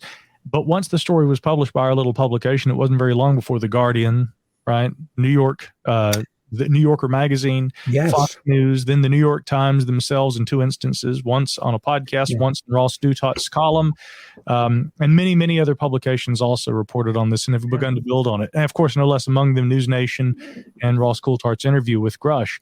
So the point is, sometimes I think it does take a little pugnacity, but also a will to recognize a story and to get it out there and to see that this is bigger than all of us. And that the last thing I'll say, many, many times on those phone calls over those several days, Ralph and Leslie and I admire the two of them so much because they're not people who are doing this for money. They're not people who are doing this for attention.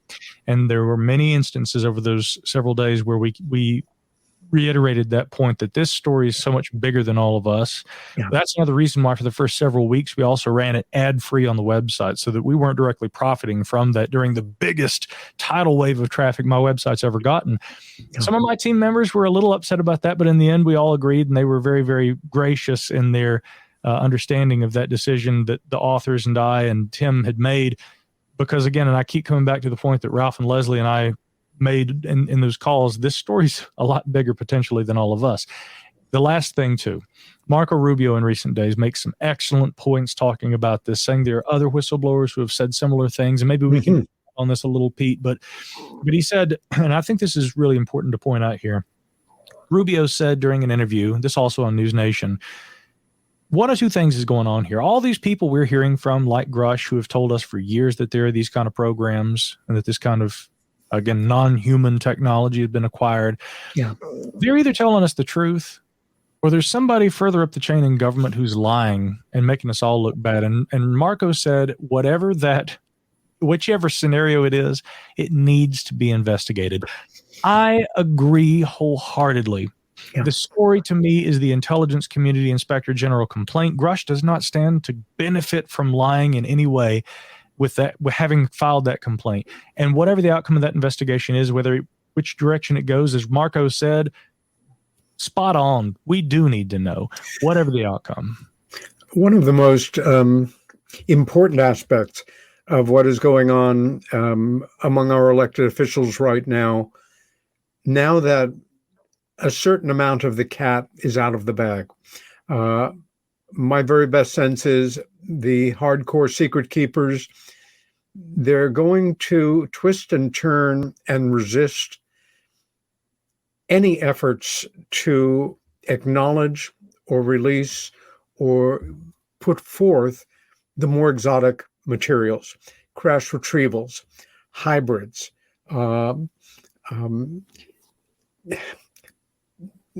abduction, and they will struggle against it for as long as they possibly can. However, disclosure is an organic process.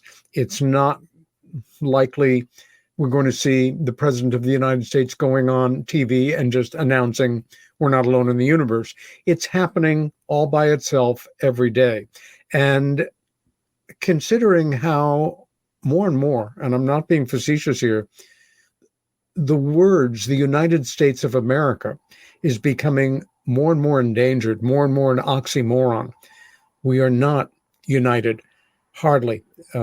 We are at times seeming like we are on the edge of really tearing each other apart, which breaks my heart, infuriates me, and at the same time is something we understand.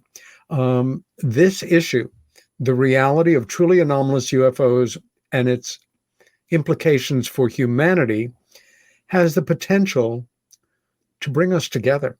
And for every Marco Rubio right now, we have a Kirsten Gillibrand. Rubio is, of course, almost an archetype for a conservative Republican elected official.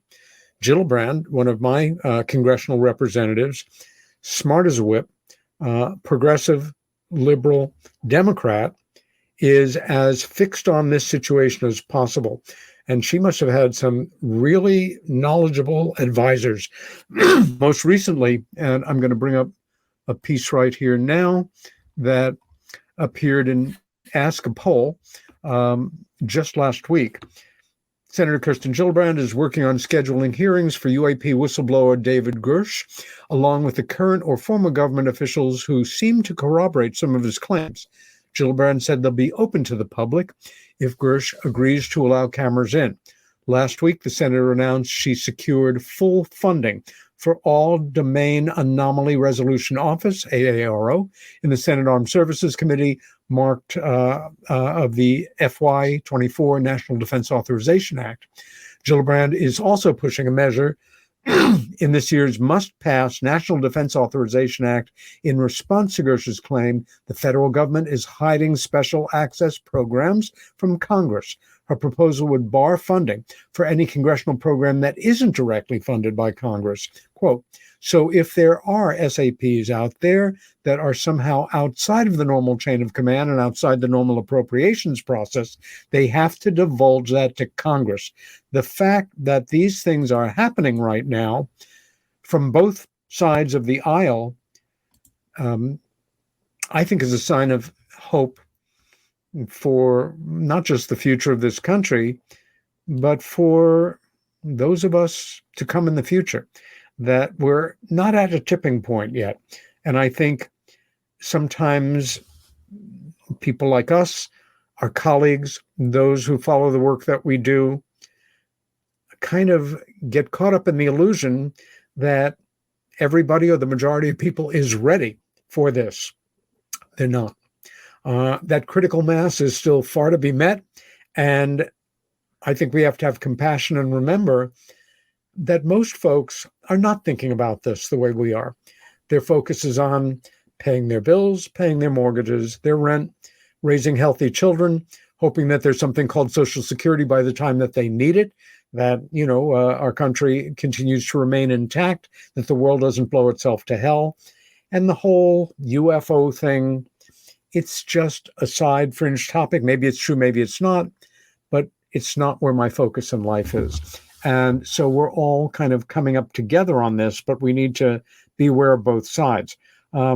Let's talk a little bit about David Gersh, who on some levels is yet one more whistleblower saying X, Y, and Z. Prove me wrong.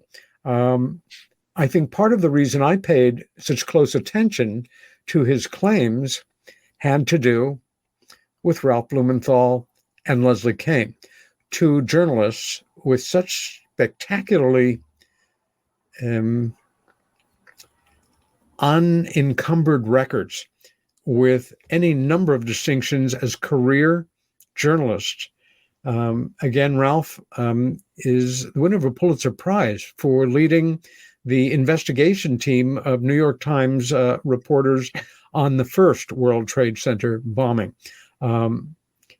They're both remarkably intelligent, perceptive people whose reputations mean a great deal more to them.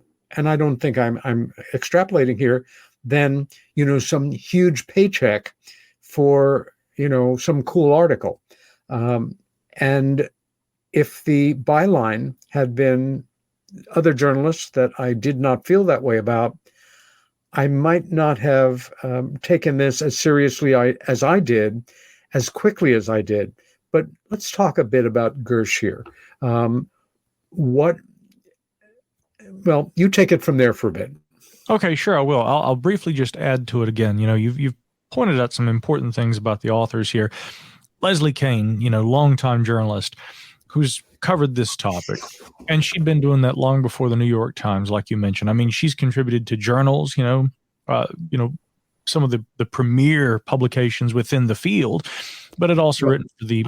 She hasn't been covering it longer than the Times. The Times has been covering it since 1947, although poorly. Okay, she's been covering it accurately and ethically for 20 years now. Before the 2017 publication of her article, she had been writing for the Huffington Post and for numerous other publications. And of course, had authored that excellent book, UFOs, Generals, Pilots, and Government Officials Go on the Record. Ralph Blumenthal, in addition to all the work that he did from Vietnam to 2001 and 9/11 and everything else, he also was, again, an editor and had that 40 years of experience there at that publication.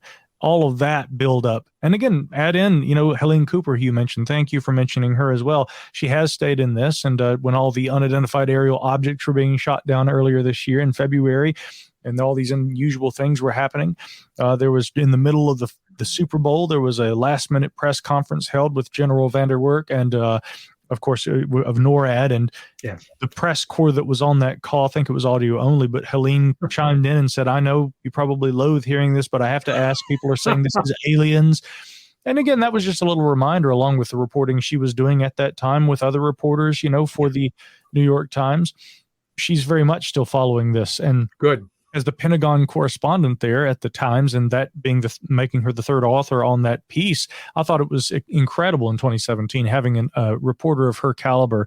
So again, to all these reporters who have done this, and especially to Ralph and Leslie, getting to work with them on this piece particularly was great. And back to Grush, as you say, it was when I read the article for the first time, that's when I mentioned that I wasn't sure exactly what this was about. There were whispers that there was something that would be in the works in the days ahead. But when they brought the article to the debrief, and I'm reading that as the editor-in-chief sitting down to, zero in and focus on this, I'd never heard of David Grush. I'd never seen his picture. Little did I know I'd been in the same room with him already. But this all would come to light a little later. So I'm reading all of this, and I'm thinking, again, this is, and I don't want to underplay the magnitude of what he's claiming, but I do want to say that what stuck out to me, maybe it's just my simple mind, but the Intelligence Community Inspector General complaint. This is very important because when those kinds of complaints are filed, I mean, this is something that, and as the article states, was deemed to be a serious and pressing concern for the intelligence community and, of course, for the Department of Defense. The investigation that ensues can't benefit him if he is found to have provided knowingly false false statements. And this is one of the reasons why skeptics, Mick West, who's someone I've quoted and used as a source in the past for articles we've done, just as well as other people who follow this topic, even Mick West has said, I think Grush believes what he's talking about. That to me is incredibly significant. So we have here a gentleman who's a career intelligence officer, having formerly worked with the National Reconnaissance Office, the National Geospatial Intelligence Agency, and within that capacity, he was the NGA's liaison to the UAP task force that was first officially authorized under the cognizance of the Department of the Navy in 2020. That is a gentleman who's highly capable based on what all of his former colleagues have said about him. And there's been some more that's come out, of course, in recent days. And I also fail to understand some of the controversy, especially following the News Nation interview, specifically where he was asked about bodies and things like this. Everybody made such a big deal about bodies. And again, it comes back to what you mentioned earlier, Pete, that there is this problem with mentioning the idea that there are occupants of these craft. We focus on the cars, not the drivers. And I thought to myself, let's see if there's really a controversy here. I went and listened to the way that Ross posed the question to David. I listened to how he answered it and even was careful in the selection of his own terminology by saying pilots. I listened to Leslie in an interview that she gave where she explicitly said that that's not anything that we spoke with our source about. And that, again, if he said that in another interview in another context, we can't really speak to that point. That, by the way, let me just say for the record, was completely consistent with all the conversations that Ralph and Leslie and I had. That topic never came up. But going back and hearing Mr. Grush say it to Mr. Coulthard, I thought, well, first of all, Ross posed the question. It wasn't it wasn't a wrong question to ask, especially for him as a journalist. I thought that Grush simply answered the question, hey, where there's smoke, there's fire. If there's a crash that occurs that seems to involve a non-human intelligence, in some instances, there may have been pilots, operators of those craft. Pete, you and I spent the last several decades, you even more decades than me, looking at these reports. And I mentioned Travis Walton at the beginning of this conversation. And there are plenty of others who say that they have observed what they perceive as having been the occupants of unidentified aerial craft. You bet. Back in the old days, the National Investigations Committee on Aerial Phenomena, NICAP, for a long time operated with aversion to any reports of occupants. They only wanted to talk about the sports cars. And then an interracial couple from up there in New Hampshire come along, Betty and Barney Hill. And then yet again, two individuals who don't stand to gain anything in terms of public credibility by coming out and saying, guess what? Those flying saucers, we rode around on one of those. Just the opposite. They don't stand to gain anything, but they come forward with a story anyway. And long before those regressions were conducted by Dr. Benjamin Simon, there had been an interview that Walter Webb, a very, very capable young NICAP investigator, had done with Betty and Barney Hill, where Barney explicitly described having observed the occupants through his binoculars while observing the craft at relatively close range. I think after cases like that, it would become hard for any investigative organization, civilian, military, or otherwise, to avoid the elephant in the room. And so to me, I think that a lot of the controversy surrounding this current story is a little unnecessary for those who know the history of this topic. And at some point, I think that the reality is simply this, and this is just my opinion, but I think we're going to have a real hard reckoning with the reality of this topic and also what the operators of said technology are and what that means for us as humankind. Yes. I'm not going to make or presume to know anything beyond that. I'm simply going to say that if indeed these craft are what Mr. Grush has characterized them as, being the capable, reliable intelligence official that he is known to be, whose background I happen to know acutely well, for him to have made these statements, it is impactful and has been, I think, for a reason. But some of the controversy that's followed to me is almost baffling given the fact that this is a dialogue and a debate that we've already been having for decades. Can we not just move past the shock and the awe and, frankly, just the pomp and circumstance surrounding that whole discussion of occupants or pilots? That is really kind of a no-brainer if we're talking about potentially non-human craft that have been acquired by the U.S. intelligence community and the military, okay? So, again, we'll see where the investigation by the IC Inspector General goes. And at that point, that's really all we can say because that's where we still are. But it's going to be really interesting to see how this goes. Final point, again, I keep coming back to what Rubio and others have said.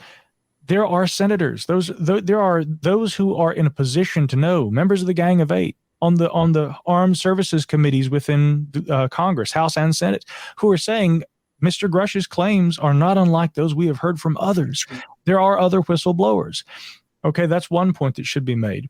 And the other thing, too, again, is that going forward with all of this, we've got to see where these investigations go. But, I mean, if all of it comes out and it ends up being confirmed, again, I wonder if it really will. Now, to your earlier point, and with respect, maybe a lot of people aren't ready for it. But I know that for folks like you and I, if I found out this was all true and it ends up being confirmed, I'm not going to be incredibly shocked by that. I mean, it will be a revelation, make no mistake. But I think rather than going, my God, what are we going to do now? My response will be, that makes sense. I couldn't agree with you more. And I think we're dealing with a particular human dynamic here where when it comes to naysayers, first, once again, going back to our earlier comments about skepticism, there have been ever so many people over the decades who have come forward and made certain claims, the basic one being, I was working at XYZ agency or in this service branch and was privy to this information or exposed to this technology or brought into this situation or on a need-to-know basis, and I'm here to tell you that it's true.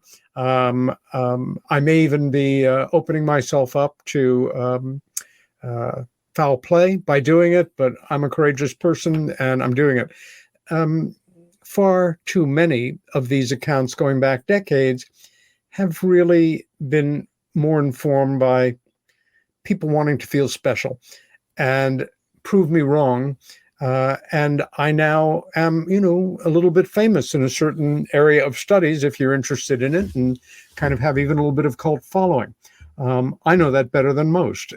You can get away with it to a degree in this work.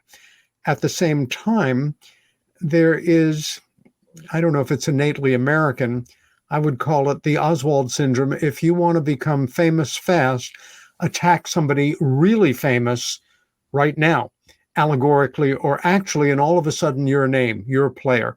I've seen already a number of individuals, some whose names I'm familiar with, some I'm not, more in the armchair research group than not, who say, I've already have my doubts about this person, or I didn't trust him to start with, or, it's probably going to be another flash in the pan. And I guess historically, more than often as not, people with that attitude are proved right. But in this case, it's been more like a knee-jerk reflex of, I'm a skeptic and I'm not going to be caught up in this nonsense. Everybody seems to be jumping on this one, so I'm going to stand back and be the rational, skeptical observer here. In this case, I think, they have made a wrong judgment call. Again, time will tell, of course. It's interesting also how an event like this, now that the ridicule factor continues to dissipate, and whether you are a distinguished professor or a important politician or an individual in the profession, so to say, and you publicly make it clear that you take this seriously, you are no longer necessarily threatening your career or your reputation by doing so, which is a very healthy thing, of course. But how information goes off like popcorn at slightly different rates. And just the other day, let's see when it's dated here. Come on. The Sun, originally it's published here now, but it's a British publication. And this was on June 30. And it deals with Dr. Michio Kaku, who is certainly a distinguished man of science, who has sort of played both sides of this story. I take it seriously, I don't take it seriously, but I was a bit caught off guard by the way he approached this. Renowned theoretical physicist Dr. Michio Kaku appeared on NBC News, where he discussed the latest videos, U.S. Navy encounters of UAPs. Moving on. Dr. Kaku said that though analyzing the videos, physicists learned that these extraterrestrial flying saucers could travel up to 20 times the speed of sound. They can drop 80,000 feet within a matter of seconds. Not only that, but they can fly underwater. I don't know the math here, but I'm willing to take his word for it. And that this technology is beyond anything humans can feel on Earth. He makes a strange plea to people who have had physical contact with aliens, quote, and this is where I felt, is he being sarcastic or a bit playful, or actually saying something that he takes seriously? For those of you out there who want to email us, scientists, about the sightings, we have a word of advice. The next time you are kidnapped by a flying saucer, for God's sake, steal something. A pen, a pencil, a chip, an alien technology. Steal anything, because there's no law against stealing from an extraterrestrial civilization, Dr. Kaku joked. And my first thought was, I'm not sure that they have pencils or pens, or they leave loose objects lying around. I don't remember any references to, leaving your ray gun unloaded, or it just seemed very flip. Of course, if, that alien carburetor or that thumb of a gray or something, yes. Although immediately the naysayers would get on its case as being fabricated and fake. So it would be a double-edged sword there. But it kind of caught me off guard in its playfulness, and at the same time, well, sure, why not if you can do it? But I would guess they're observing you when you're on board, and probably aware if you're removing anything, or it's going to show up in the scanner before you returned, or what have you. Any thoughts on that? It just cut me off guard. Somebody of his reputation, both coming down very seriously with a calculation on the speed, and at the same time, a bit of good-natured ribbing. Your thoughts? Yeah, my thoughts are this. First of all, Dr. Kaku, unlike a lot of people in, mainstream science, and especially as far as science educators like himself, he has seemed to have shown a lot of favor. He's open. Yeah, he's been far more so than a lot of his colleagues. I'll say that. Dr. Kaku has spoken publicly and given lectures about UAP. And if you go back and, in fact, read very closely in books like Dimensions by Jacques Vallée, in the late 80s and early 90s, Kaku's name was already appearing, being referenced in books like that. So, I mean, he was not someone who was unknown to UFO researchers. Yeah. One could speculate that maybe he's always had this interest, but in more recent years, with all the revelations, he seems to obviously be taking it seriously. And he cites specifically, as you note there, the government data from sources within the military describing radar observations. What he's referring to there, of course, that rapid descent, and of course from an extremely high altitude, is probably the description Kevin Day provided of the Princeton radar data that was collected around the time of the 2004 Nimitz incident. They said that they were for many days, weeks, in fact, leading up to the intercept attempt, or them being vectored out there, Dave Fravor and Alex Dietrich, that they've been seeing these anomalous radar tracks. That seems to be what Kaku is referring to, and he seems to cite that as evidence of there being something legitimate.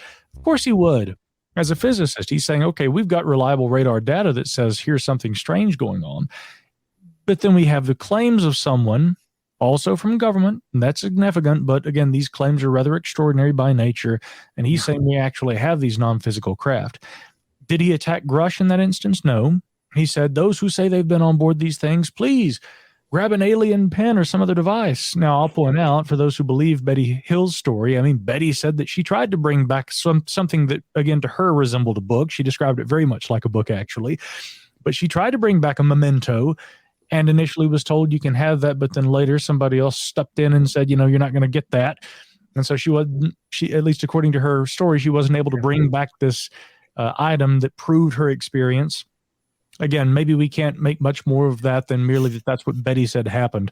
I can sympathize to an extent with what Kaku is saying, but it is notable to me that he doesn't go after Grush. He says, those who would claim that they've had these experiences, sure, of course, a physicist wants to see physical proof, but he still seems to be kind of appealing to the popular mythology surrounding this topic. If aliens come here, how come a scientist hasn't found evidence of it? Baffles me. On the one hand, he probably is serious that as a scientist he'd like to see it, but on the other hand, he seems to be somewhat still wrestling with, well, here are the claims we've heard for years, and then here's this data that we can't easily reconcile that really seems to point to something. I bet that at the end of the day, even though he's probably making a lighthearted jab or a joke, he really wouldn't turn down that evidence if somebody handed it to him, and I'm sure he'd love to see it. Amen. Neither one of us are known for have a history of making predictions in this work. More often than not, when I have not been accurate. At the same time, there is a force now that is self-perpetuating in this work. Call it gravitas of information, where you can't put the toothpaste back in the tube. This is moving forward, hiccuping a bit. And again, I think at the highest levels, those who have inherited, or however one becomes one of those individuals high up in government, intelligence, military, who is involved in moving the chess pieces, in laying out the rules of the game.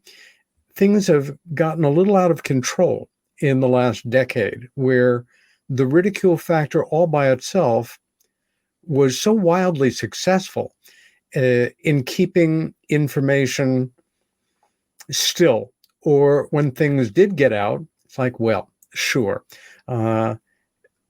America and the Western world was conditioned to know that this is all basically explainable in conventional, if exotic, explainable terms. But there is something now in process. Do you have any thoughts on what we may be seeing coming down the line in the next 6 months or a year regarding everything we've been talking about for the last hour and 50 minutes?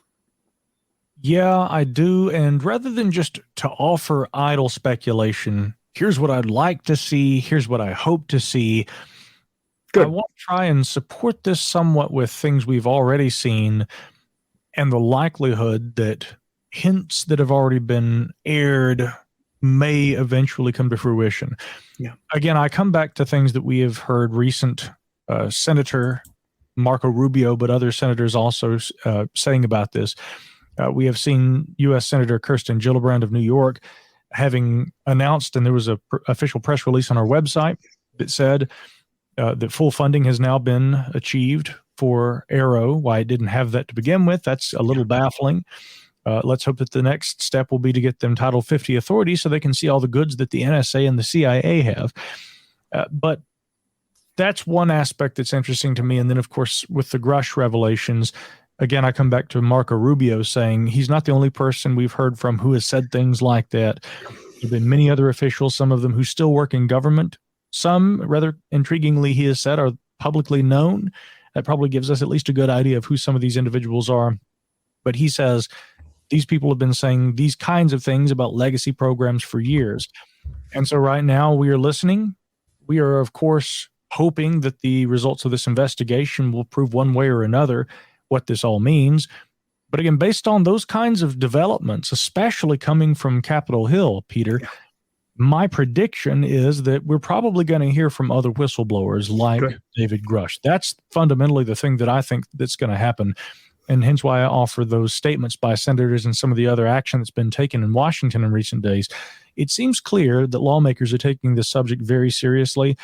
And it seems equally clear to me at this point, based on statements specifically made by Marco Rubio, but there have been supporting statements by others, that while we here on the public level are now learning about a lot of these whistleblower claims, and although we've known about similar claims for many decades, Mr. Grush is the first person from within government to come out, having worked as a liaison on behalf of the National Geospatial Intelligence Agency to the UAP task force, and then having now filed this Intelligence Community Inspector General complaint regarding this classified information that he said came to him from individuals he had known, who he trusted, who he'd worked with for a long time, and who provided him classified information that he said points to the existence of a program that has obtained these non-human craft and that has been illegally kept from Congress's knowledge.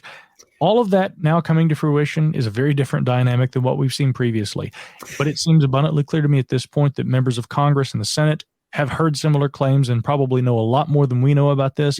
We here on the public level, for the first time, are hearing these made officially by a former government employee who is now coming forward and is blowing the proverbial whistle. It's abundantly clear to me now that senators and others have already heard this kind of stuff. They know of others who have told similar stories.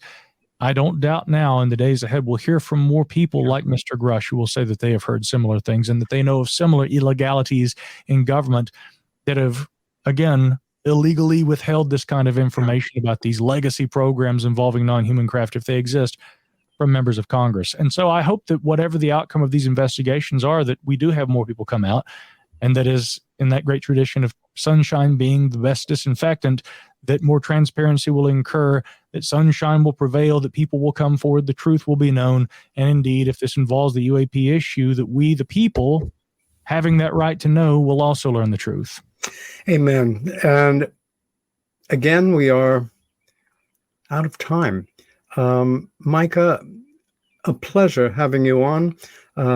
You are a scholar and a gentleman. I am proud to have you as a friend and colleague, and I look forward to your return to the show in the not too distant future. Also, I just wanted to let folks know, if you would like an opportunity to actually meet Ralph Blumenthal, you will have a chance to do that over the Labor Day weekend, because he and his wife Deborah will be speakers at the Exeter, New Hampshire UFO Conference and Festival in, again, Labor Day weekend. You can find it online. I encourage you to be there. It's a great conference. Micah, all the best to you, my friend. If it is humanly possible to get to see you when I'm in North Carolina in September, I will. Otherwise, I know our paths will cross soon after. This is Peter Robbins and Micah Hanks saying good night from Meanwhile Here on Earth, and see you next week.